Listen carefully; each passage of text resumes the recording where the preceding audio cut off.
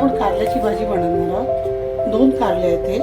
2 कारल्यांसाठी आपण 2 कारले घेतले आणि 1 लसणाची पाकळी फक्त कापून बारीक घेतलेली आहे।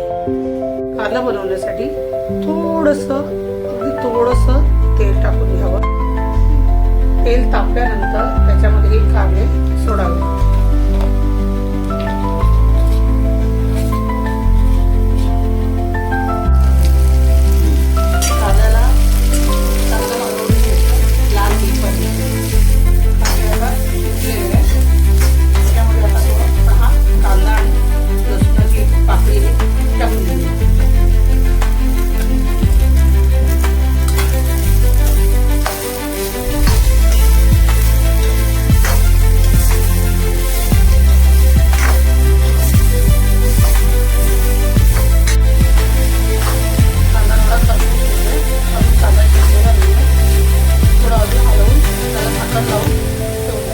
कांदा नरम होण्यासाठी थोडंसं मीठ टाकून घ्यायचं।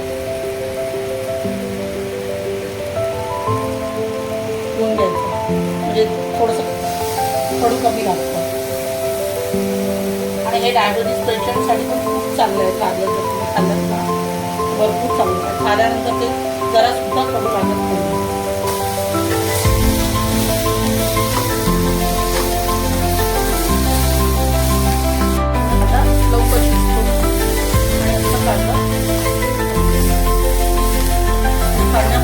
कारलं जास्त कडू पण नाही लागत, त्यामुळे मला वाटणारच नाही की आपण कारलं टाकू।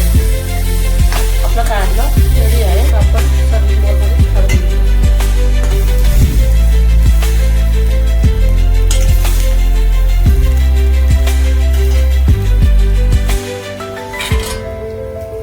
कारल्याची भाजी आपली तयार आहे। स्वीट अँड सुंदर, कडू न लागता ती आपल्याला खूपच छान लागेल।